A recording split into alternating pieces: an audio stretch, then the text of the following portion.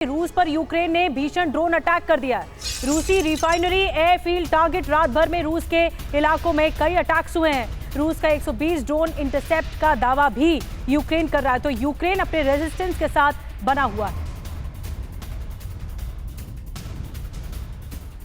और आपको बता दें कि जो यूक्रेनी ब्रिगेड है वो पूरी तरह से तैयार नजर आ रही है। रूस को एक एक करके जवाब दिया जा रहा है और यूक्रेनी ब्रिगेड ने रूस के कई इलाकों पर भीषण अटैक किया है, जो बताता है कि रूस इस वक्त रूस की घेरेबंदी करने के लिए कई इलाकों में जिस पर रूस का कब्जा है उसी इलाके पर एक बार फिर से जाकर यूक्रेन फिर रीटारगेट कर रहा है ताकि वो इलाके उन तक वापस पहुंच सके। तो यूक्रेन की तो स्ट्रैटेजी है कि चक्रव्यूह में फंसा दे रूस को, लेकिन रूस भी एक कदम आगे बढ़ रहा है। अब आपको बताते हैं यूक्रेनी ब्रिगेड ने रूस के कई इलाकों में भीषण ड्रोन अटैक किए हैं। हाल के दिनों में यूक्रेनी फोर्सेस ने रूस के शहरों में स्ट्राइक तेज कर दी है। आपको बता रहे हैं ग्राफिक्स के माध्यम से रूस पर यूक्रेनी ब्रिगेड का यह अटैक है, भीषण ड्रोन अटैक है, जिसमें क्रास्नोदरेकोनेपेट ऑयल रिफाइनरी है, वहां पर टारगेट किया गया है। ईस्ट के मिलिट्री एयरफील्ड है, यहां पर टारगेट किया गया है, ड्रोन अटैक किया गया।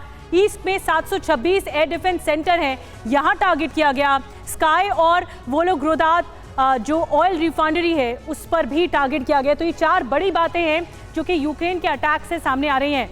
दीपक सर, मैं आपके पास आ रही हूँ। एक तरफ तो ग्राउंड जीरो पर अटैक हो रहा है क्योंकि यूक्रेन ये चाहता है कि वो अपनी जमीन नहीं छोड़ेगा, उसकी अस्तित्व की लड़ाई है। तो दूसरी तरफ रूस ने भी गर्दन तक वार किया है यूक्रेन की और वो चाहता है कि पूरी तरह से इन्वेड कर लें हम।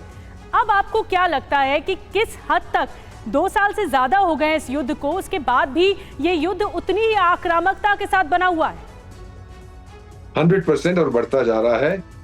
जो सर्कस वाले हैं ज़ेलेंस्की साहब, वो कहते हैं कि ये मेरी सर्वाइवल की इशू है, और यूक्रेन और व्लादिमीर पुतिन ने भी कहा है सर्वाइवल ऑफ रशिया। तो दोनों तरफ पर्सनलाइज्ड जंग हो चुका है कि मैं तेरे को नहीं छोड़ूंगा, मैं तेरे को नहीं छोड़ूंगा। ये बढ़ता जाएगा और मेरा मानना है मैम कि 2025 के अंत से पहले कोई परिणाम नहीं होगा। सिर्फ अगर ज़ेलेंस्की साहब छोड़ के भाग जाते हैं देश, तब कोई परिणाम हो सकता है। अच्छा दीपक सर, अगर मैं एक बहुत ही सीधा आंसर के लिए एक प्रश्न करूं कि अब तक के वॉर में अगर मैं देखूं कि 4 पार्टियां हैं, एक तरफ वेस्टर्न कंट्रीज हैं, अमेरिका का अपना इंटरेस्ट है, वो इन्वॉल्व है, यूक्रेन और रूस तो है ही। अभी तक so far according to you who is the loser? इस वॉर में लूजर कौन है? यूक्रेन। उसके लोग मर गए हैं, इंफ्रास्ट्रक्चर बर्बाद हो गया है। अमेरिकन सोल्जर्स नहीं मरे हैं, इंफ्रास्ट्रक्चर पे कुछ नहीं हुआ, यूरोपियन सोल्जर्स नहीं मरे हैं, ठीक है, रूस के मरे हैं। ठीक है, बिल्कुल सीधे आपने सीधा सवाल था, सीधा उत्तर दिया उसका।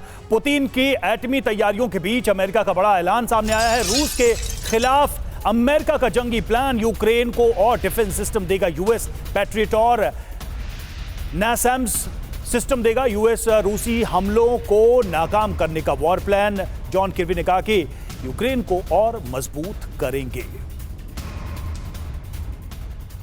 और एक और बड़ी खबर आपको बता दें, यूक्रेन वॉर फ्रंट पर भी विश्व युद्ध के खतरनाक संकेत मिले हैं। यूक्रेन को रूस के अंदर घुसकर हमले की छूट है।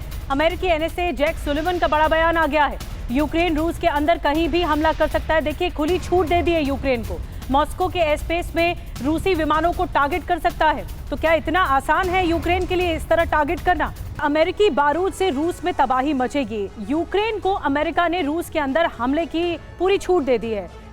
इसके अलावा यूक्रेन को अमेरिकी हथियारों से रूस के अंदर हमले की छूट दी गई है, यानी अटैक कर दीजिए, कहीं पे भी अटैक कर दीजिए। यूक्रेन को अमेरिकी वेपन की जरूरत के मुताबिक इस्तेमाल की छूट दी गई है। रूसी सीमा से यूक्रेन पर हमला करने वाली फोर्स पर हमले की भी छूट दी गई है।